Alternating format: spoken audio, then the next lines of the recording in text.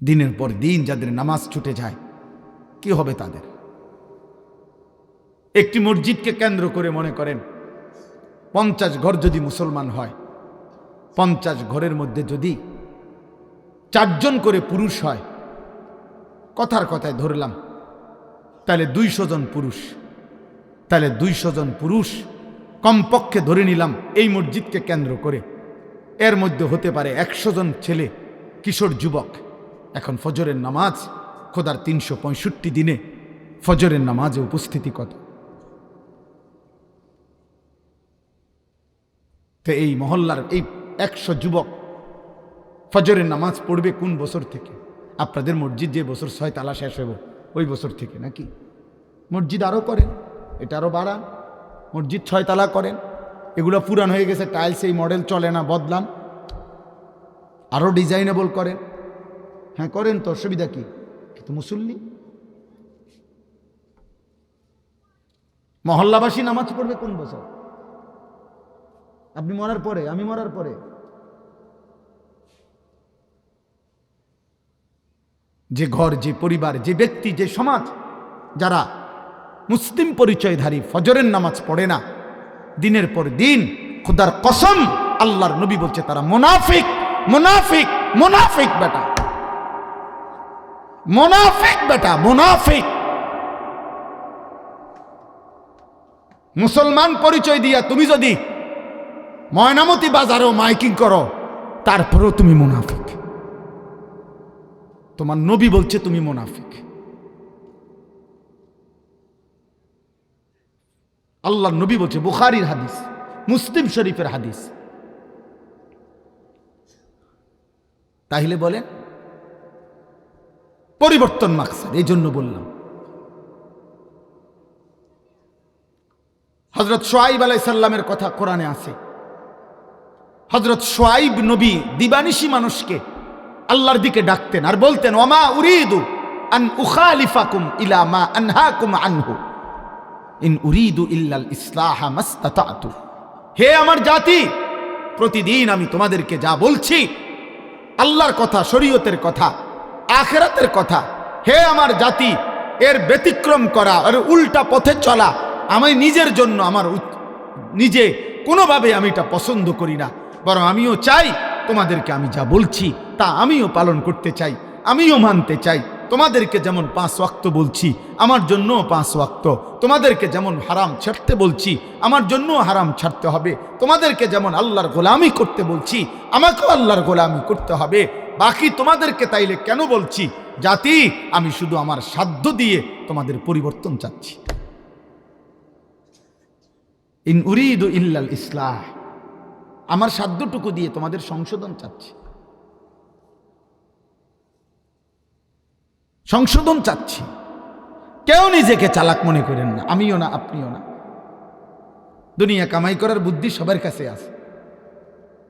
ভাত মাছ চাল ডাল টাইলস এগুলো সবাই চিনে আব্বা, খুব আশ্চর্য কিছু না। শুধু শুধু আত্ম অহমিকায় ভুগবেন না। বাড়ি করছেন, বিল্ডিং করছেন, সোফা আছে, খাট লাগাইছেন, টাইলস লাগাইছেন, এটি কোনো আশ্চর্য কিছু না। এটি চেনে না বা বোঝে না এমন কোনো বদিল্লাও নাই, এমন কোনো মূর্খও নেই। মূর্খ একবারে গণ্ড মূর্খ এগুলো চেনে। দুনিয়া একটা ফালতু জিনিস, এটা সবাই বোঝে। এত ফালতু জিনিসের জন্য এত দামি হায়াত পুরা শেষ করে ফেলতে হবে, এটা বোকামি ছাড়ার কিছু না, এত বোকামি ছাড়া কিছু না। আখিরাত দরকার, পরিবর্তন চাই। আর পরিবর্তন এটাই মূল মাকসাদ। এই জুমার বয়ান মাকসাদ আখিরাত। মসজিদের ইমাম সাহেব বলুক আর আমি বলি, আর বাংলাদেশের শ্রেষ্ঠ বক্তা না পৃথিবীর শ্রেষ্ঠ বক্তা বলুক, ফিকির একটাই, আখিরাত। বলেন কি? সবাই বলেন, বলেন, বলেন। জোয়ান ভাই আপনারা বলেন। দোস্ত এই শব্দ মুখস্থ করে। আখিরাত ভুলে গেলে জীবনের অর্থ থাকে না আব্বা।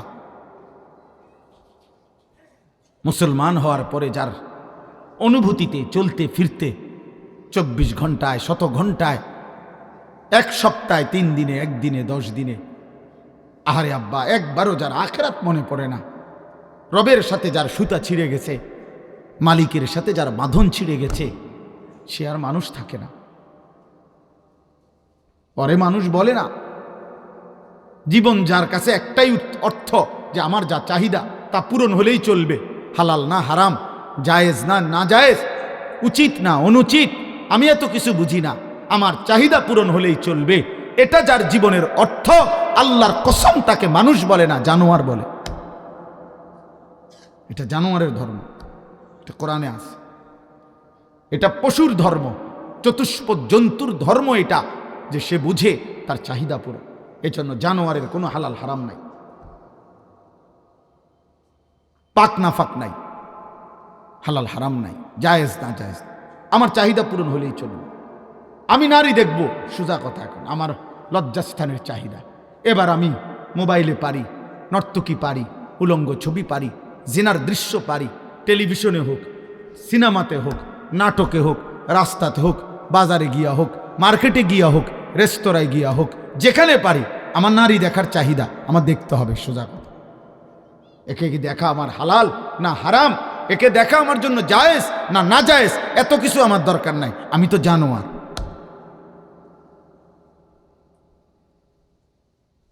আমি তো ইনসান না, ইনসান হলেও না আমি পার্থক্য বুঝতাম।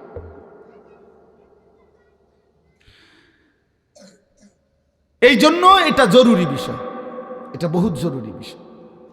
জীবন, আবারও বললাম, জীবনের অর্থ যার কাছে চাহিদা পূরণ। 12 লাখ টাকা দরকার, আমার টাকা দরকার 12 লাখ, সোজা কথা। অতএব আমার এটা লাগবে, অতএব 6 লাখ টাকা জমি বেচে নিলাম, 6 লাখ টাকা সুদে কিস্তিতে নিলাম, আমার টাকা মিল হয়েছে। বলে ভাই একটা তো হালাল একটা তো হারাম, আরে তো সব কানে হুজুররা ভেজাল করে চলেন থেকে, প্রত্যেক কিছুতে নাক গলান, কথা জিগারের দরকার। আমার চাহিদা পূরণ হলো আমার মাকসাদ। এই স্বভাব জানোয়ারের স্বভাব, চতুষ্পদ জন্তুর স্বভাব। ইনসান তাকে বলে যে বোঝে, যার উপলব্ধি আছে, আকলে তাম মানুষ বলে তাকে, যাকে আল্লাহ তাআলা পূর্ণ আকল, আকলে তাম দিয়েছেন, পূর্ণ আকল দিয়েছেন, পূর্ণ বুদ্ধি, পূর্ণ বিবেচনা বোধ দিয়েছেন। প্রত্যেক প্রাণীকে, প্রত্যেক সৃষ্টিকে আল্লাহ তাআলা প্রয়োজন পরিমাণ কিছু না কিছু আকল দিয়েছেন, কিন্তু সর্বাধিক পূর্ণ আকল আল্লাহ দিয়েছেন কাকে? মানুষকে। মানুষকে। এই মোবাইল যারা হাতে ধরে রাখছেন, মোবাইল আপনারা নামাইয়া আমার কথা এমনি তাকাইয়া শুনেন। আমি বললাম ভালো হবে, আপনার জন্য ভালো হবে। কাউরে দেখানোর জন্য পরে ইডি থুইয়া দেন, হেবাটার দরকার হলে হেবাটা পরে শুনুন, নাহলে উনি আইসে না। কথা বুঝেন নাই? মহিলা যদি জিগা বলে আমি শুনলাম, বলে তোমার কইছে ভালো হইয়া চলতাম, সোজা হয়ে যাইতে, সোজা পর্দা পুশিদা করতে, আল্লাহ খোদা মানতাম, শেষ কথা শেষ। আর কি? আপনি শুনুন, আপনার কলিজায় আল্লাহর ভয় আসলে পুরা ফ্যামিলির উপর ইনশাআল্লাহ এটার আসর পড়বে। আপনার হাঁটতেও এটার প্রভাব পড়বে, চলতেও এটার প্রভাব। হৃদয় যদি আপনার নড়ে, ইনশাআল্লাহ এটা নিয়মে, এটাই নিয়ম। আপনার হৃদয় নড়লে আশপাশও নড়বে ইনশাআল্লাহ।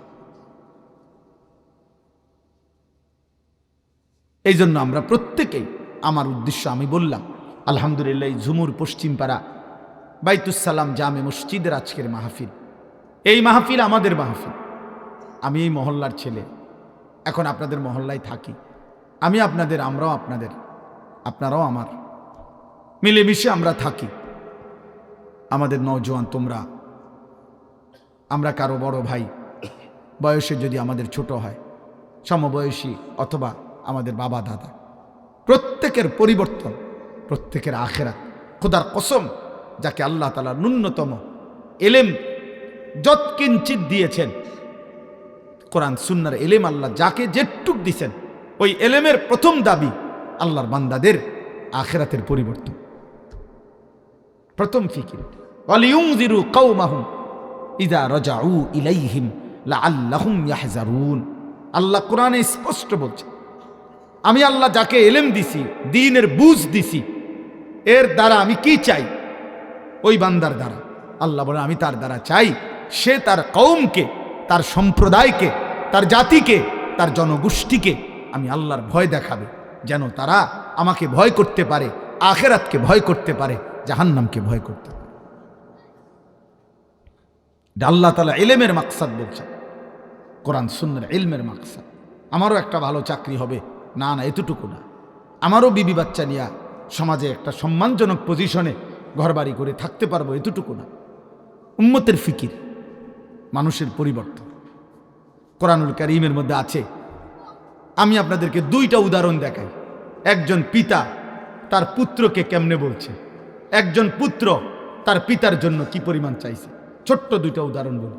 একজন পিতা নূহ আলাইহিস সালাম, ওনার ছেলের নাম কেনান, কাফের। এই ছেলেটার ইমানের জন্য, ছেলেটাকে জাহান্নাম থেকে বাঁচাবার জন্য, খোদার কসম আব্বা, এই বাপ নূহ আলাইহিস সালাম কি পরিমাণ ছটফট করছে, মহান আল্লাহ তাআলা পুরাটা ঘটনা কোরআনে উল্লেখ করছে।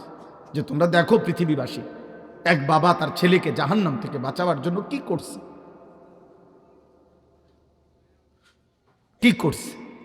950 বছর পরে যখন তুফান শুরু হয়েছে, 950 বছর ধরে আল্লাহর কথা বলতে বলতে ক্লান্ত এক নবী নূহ আলাইহিস সালাম, 950 বছর কানতে কানতে উম্মতের জন্য চোখের পানি যার শেষ, এমন এক নবী নূহ আলাইহিস সালাম।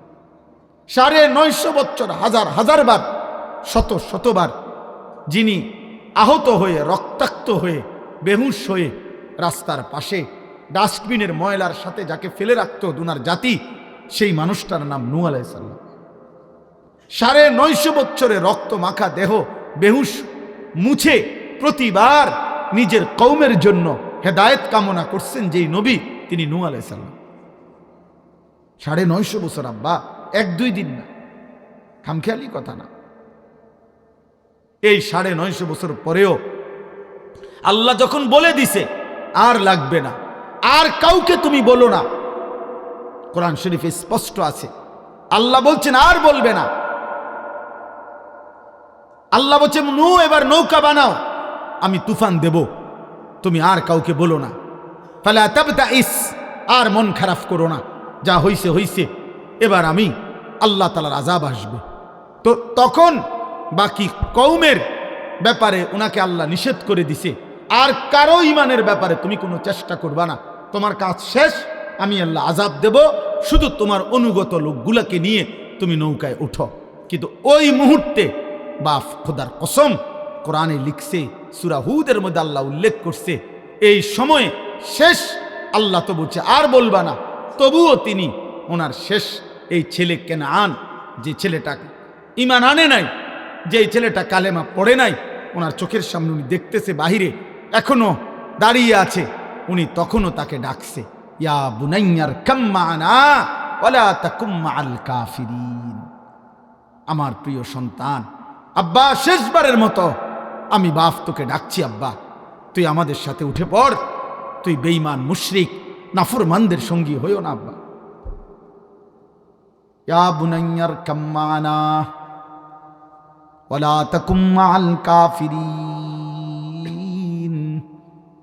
আয় না বাপ, আমাদের সাথে উঠে আয়। শেষবারের মতো সন্তান, আমি বাপ কেমনে ভুলতে পারি তোর জাহান্নাম, আমি কেমনে মেনে নিব আমার সন্তান জাহান্নামী হবে। আয় না বাপ। ক্বালা সাআবি ইলা জাবালিন ইয়াসিমুনি মিনাল মা। ছেলেটা না ফরমান বলল, আব্বা আমি পাহাড়ে আশ্রয় নেব, পানির থেকে বেঁচে যাব। ক্বালা লা আসিমাল ইয়াওমা মিন আমরিল্লাহ ইল্লা মার রাহিম। নূহ আলাইহিস সালাম বললেন, বাপ আজকে এই তুফান থেকে আল্লাহ না বাঁচাইলে কায়নাতের কেউ বাঁচাইতে পারবে না, কেউ না বাপ। আল্লাহ বলেন, ওয়া হালা বাইনাহুমাল মাউজু ফাকানা মিনাল মুগরাকিন। কিছুক্ষণ পরে একটা লম্বা ঢেউ এসে ছেলেটাকে ধাক্কা মারলো, ছেলেটা পানির মধ্যে ডুবে যাচ্ছিল। নূহ আলাইহিস সালাম যখন বুঝছে আর বাঁচবে না, তখনও নূহ আলাইহিস সালাম আল্লাহর কাছে 2 হাত তুলে বলছেন, রব্বি ইন্না বিনি মিন আহলি। আল্লাহ, ডুবে যাচ্ছে যে ছেলেটা, ওইটা আমার বংশ, আমার পরিবার, আমার রক্ত, আমার কলিজার টুকরা সন্তান। আমি কেমনে মেনে নিব মাওলা? অনন্তকালের জাহান্নামে সে জ্বলবে মাওলা। আমি এটা কেমনে মেনে নেই? দেখেন না কিছু করা যায় কিনা। ও তো আমার ছেলে। আল্লাহ বললেন, ক্বালা ইয়া নূহু ইন্নাহু লাইসা মিন আহলিক ইন্নাহু আমালুন গায়রু সালিহ। আল্লাহ বললেন, না নূহ, এটা তোমার ছেলে নয়, এটা বেআমল নাফরমান সন্তান। সারাটা জিন্দেগি আল্লাহর নাফরমানি, তোমার নাফরমানি করেছে। ফালা তাসআলনি মা লাইসা লাকা বিহি ইলমুন, যার ব্যাপারে তোমার পূর্ণ কোনো জ্ঞান নাই, তার ব্যাপারে আমি আল্লাহর কাছে কিছু চেয়েও না। হাত নামাও। এরপরে আল্লাহ নূহ নবীকে ধমক দিছে, ইন্নী আইজুকা আন তাকুনা মিনাল জাহিলিন। আল্লাহ বললেন, নূহ সাবধান, তুমি কিন্তু আমার নবী, তুমি মূর্খদের মতো কাজ করো না।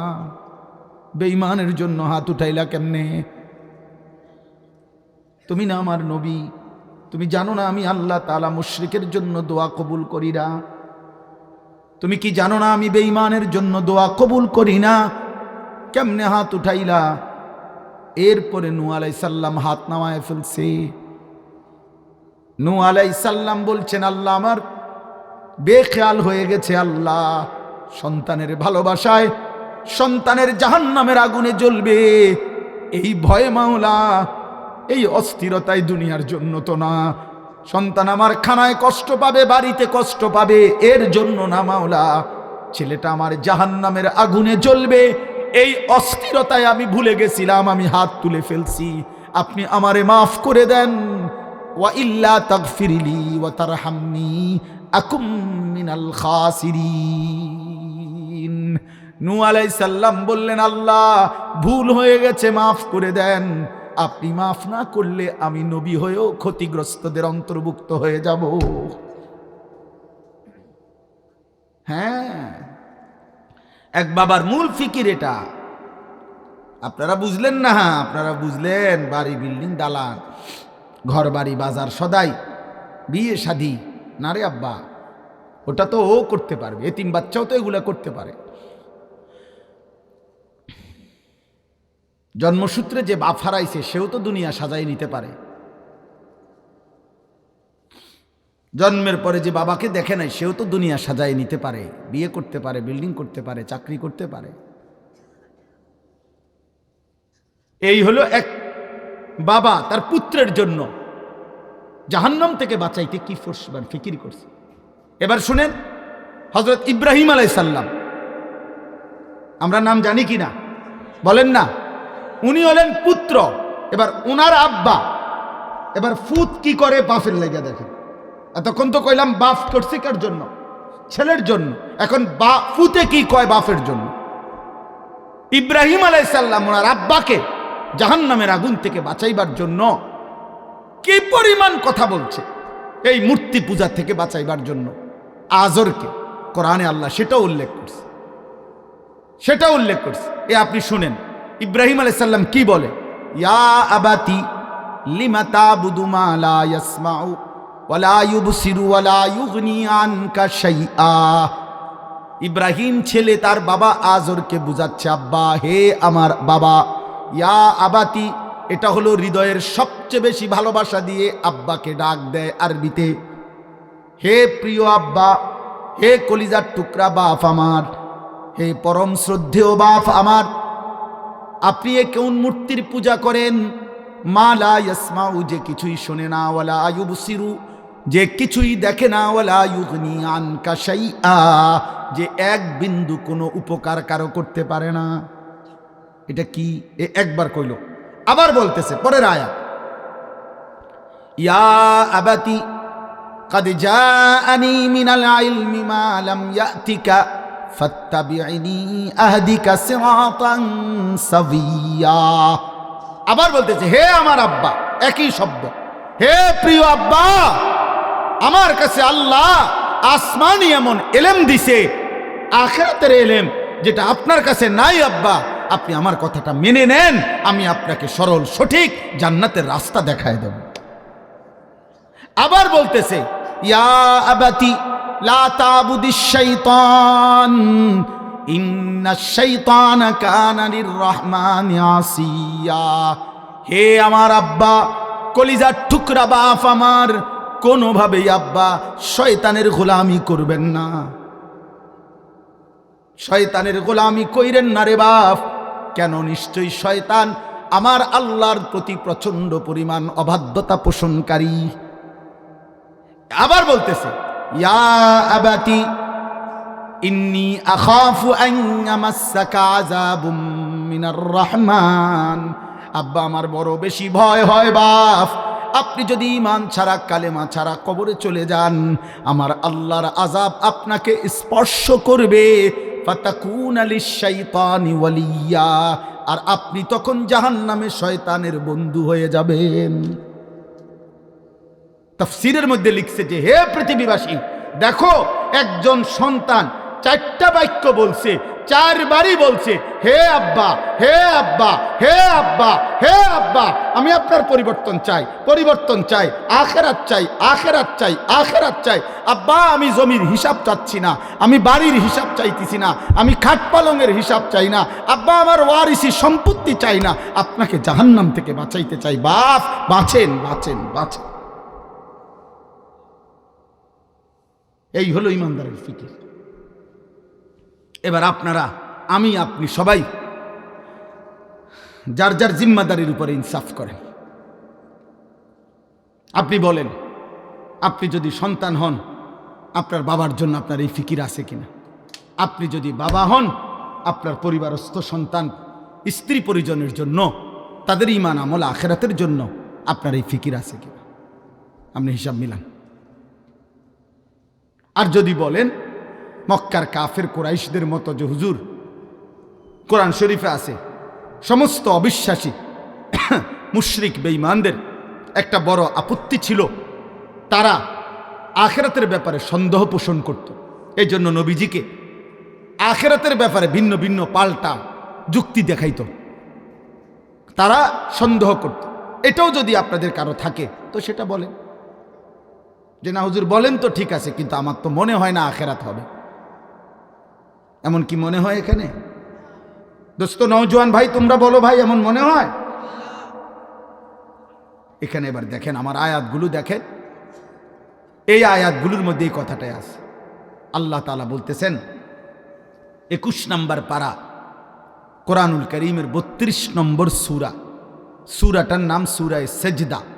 সেজদা আর কি, এই যে সেজদা দেই আমরা, নামাজের সেজদা, ওয়াদউল জাবহাতে আলাল আরদ, জমিন কপালে রাখা, এটাকে সেজদা বলে। এই সূরার নাম সেজদা।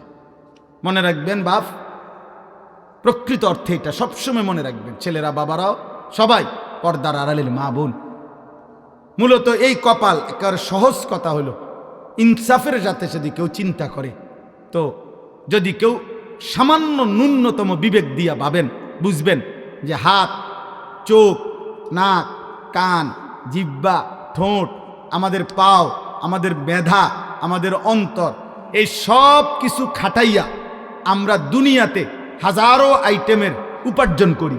চাকরি, ব্যবসা, ক্ষেত খামার, কৃষি, পড়া লেখা, যে যা দুনিয়া সাজাচ্ছি, তো এগুলোর জন্য এই সব অঙ্গ শরীরের ব্যবহার হয়, কোনো না কোনো অঙ্গ। কিন্তু সূক্ষ্মভাবে চিন্তা করলে দেখবেন এই কপালটা, এই কপাল, এইটা দুনিয়াবি উপার্জনের কোনো কাজে লাগে না। এটা দিয়ে কিছু ধাক্কায়ও না, এটা দিয়ে কিছু টানেও না, এটা দিয়ে কিছু আলগায়ও না, এটা দিয়ে কিছু নামায়ও না। মানে কপাল দিয়া কোনো কাজ হয় না, দুনিয়াবি কোনো কাজ হয় না। তাহলে কেউ যদি বিবেক থাকে, সে যদি জিজ্ঞেস করে আল্লাহ, তাহলে এই কপালটা আপনি কেন বানাইলেন, যেটা দিয়ে ধরা যায় না, ছোঁয়া যায় না, ধাক্কা দেওয়া যায় না, আজ্ঞানো যায় না, ফিচ্চানো যায় না, দুনিয়ার কোনো উপার্জনের কামে কপাল তো লাগে না, এটা দিলেন কেন? খোদার কসম, আরশ আজিমের মালিক আল্লাহ বলবে, বান্দা আমি আল্লাহ সারা দেহের অঙ্গ তোমার উপার্জনের জন্য যদিও দিছি, কপাল শুধুই আমাকে সেজদার জন্য দিছি। আমি চেয়েছিলাম কপালটা শুধু আমারই দিন।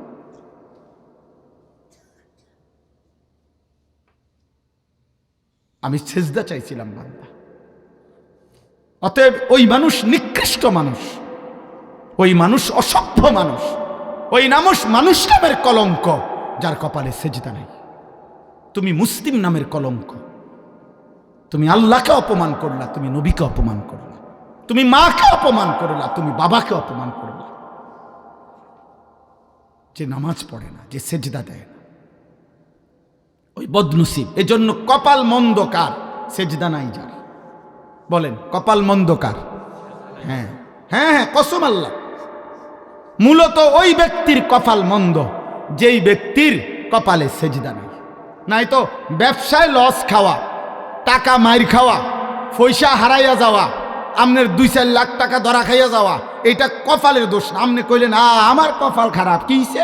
আমি একের জায়গা 2 লাখ টাকা মাইর খাইছে। আপনি ব্যাক কল দেখে মাইর খাইছেন, আপনি কপালে কিচ্ছু হয়েছে না।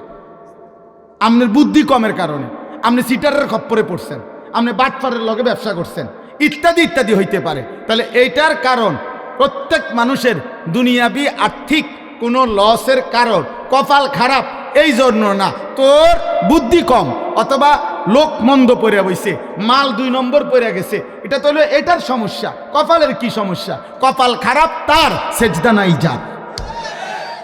এজন্য সেজদাবিহীন যুবক, সেজদাবিহীন কিশোর, সেজদাবিহীন মুসলমান, সেজদাবিহীন নারী, তুমি মন্দ কপাল, দুর্ভাগা, বদনসিব, বদনসিব, বদনসিব। তোর কপাল নাই,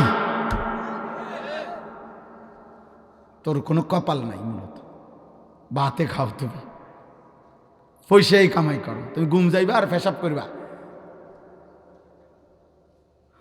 আর দুনিয়া ভোগ করবা।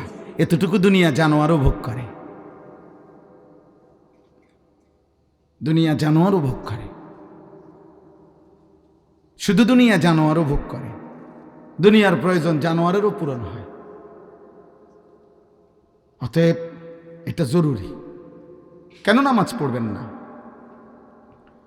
কেন 5 ওয়াক্ত নামাজ পড়বেন না? শুক্রবারে শুধু জুমার নামাজ পড়েন, 5 ওয়াক্ত নামাজ পড়েন। আমনে সালাক, আমরা বেকুব। হ্যাঁ, আমরা চিরা খাইয়া বড় হয়েছি, আমনে ভাত খাইয়া বড় হয়েছেন, আমরা ব্যাককল। শুক্রবারে শুধু 2 রাকাত নামাজ দিলে পড়িলে 1 সপ্তাহের নামাজ হয়ে যায়। আপনি এত সহজ কথাটা বুঝা লাইলেন, আমরা বুঝলাম না কেন? ওটা এই বলেন না কেন? কোন বাটপারে বলছে এটা? বলেন।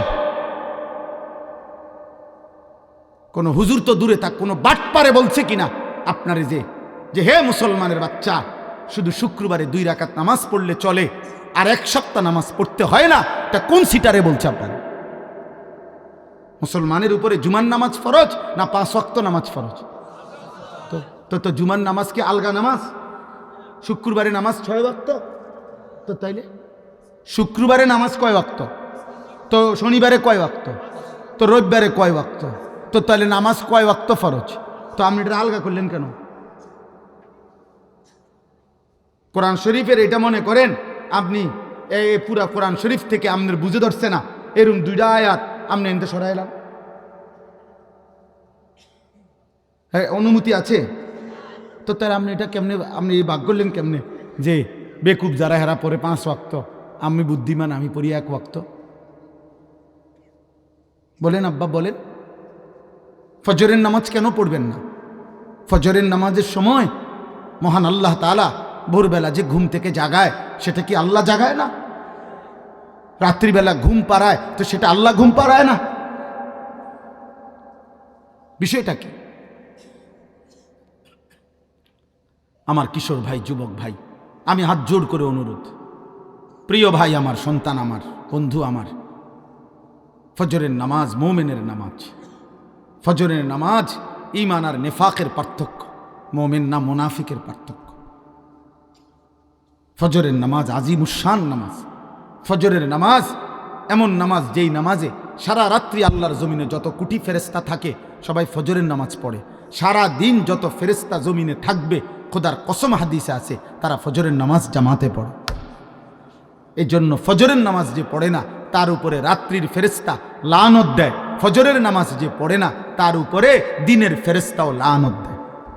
ফেরেশতা তাকে লানত দিতে দিতে যায়, তোর উপরে আল্লাহর লানত করুক।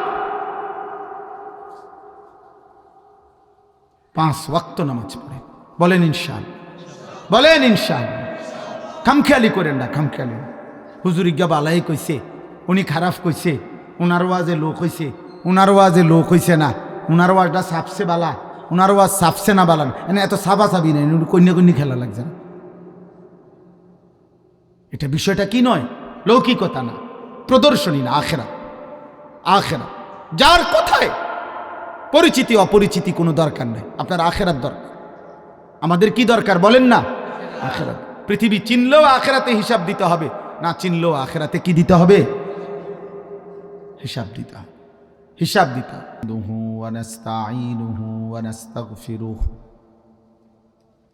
ওয়া নু'মিনু বিহি ওয়া নাতাওয়াক্কালু আলাইহি ওয়া নাউযু বিল্লাহি মিন শুরুরি আনফুসিনা ওয়া মিন সাইয়্যাতি আ'মালিনা। من يهده الله فلا مضل له ومن يضلله فلا هادي له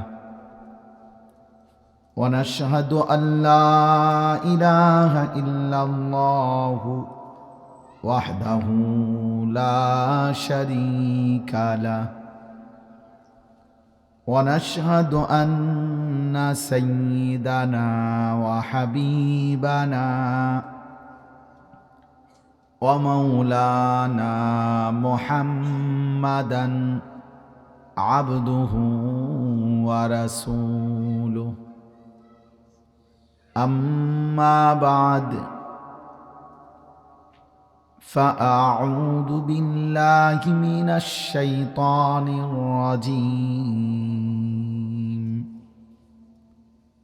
بسم الله الرحمن الرحيم.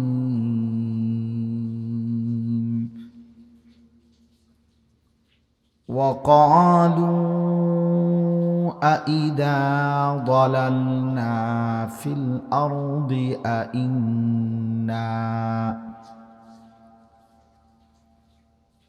أإنا لفي خلق جديد بل هم بلقاء ربهم كافرون.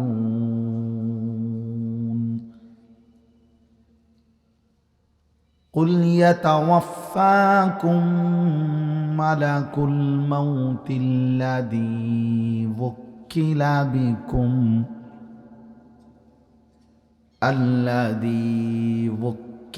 بكم ثم إلى ربكم ترجعون.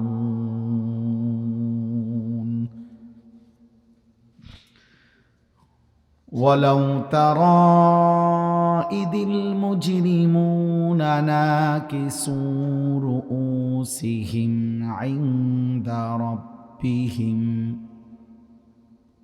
ربنا أبصرنا وسمعنا فارجعنا نعمل صالحا إنا موقنون. ولو شئنا لآتينا كل نفس هداها ولكن حق القول مني لأملأن جهنم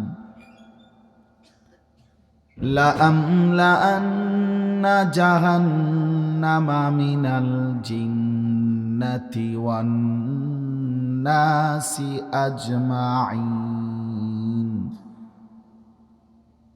فذوقوا بما نسيتم لقاء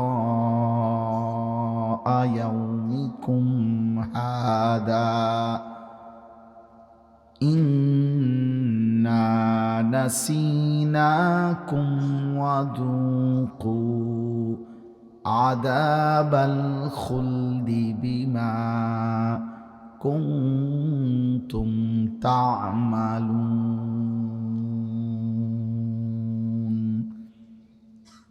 صدق الله مولانا العظيم وقال نبينا صلى الله عليه وسلم أكثروا ذكر هادم اللذات اللهم صل على محمد وعلى آل محمد كما صليت على إبراهيم وعلى آل إبراهيم إنك حميد مجيد اللهم بارك على محمد وعلى آل محمد كما باركت على إبراهيم وعلى آل إبراهيم إنك حميد مجيد سبحانك لا علم لنا إلا ما علمتنا إنك أنت العليم الحكيم الحمد لله আল্লাহ পাক রব্বুল ইজ্জত জুল জালাল ওয়াল ইকরামের ফজল কারাম রব্বুল আলামিনের অপরিসীম ইহসান মেহেরবানি দয়া কুমিল্লা ক্যান্টনমেন্ট ময়নামতি ঝুমুর পশ্চিমপাড়া বাইতুস সালাম জামে মসজিদের উদ্যোগে আজকের এই মোতাবাররাক 23তম তাফসীরুল কোরআন মাহফিলে আল্লাহ তাআলা আমাদেরকে আসবার বসবার আল্লাহর জন্যই জমা হওয়ার তৌফিক দান করেছেন আলহামদুলিল্লাহ। সবার কাছে আমার বিনীত অনুরোধ, প্রত্যেকেই নিজেদের হাতে ধরা মোবাইলে কোনো রকম ব্যস্ততা না রেখে আল্লাহর জন্য, নিজের জন্য, নিজের ভালো, নিজের কল্যাণের জন্য প্রত্যেকেই আল্লাহর কথার দিকে, কোরআন সুন্নাহর এই কথাগুলোর দিকে শতভাগ মনোযোগী হন।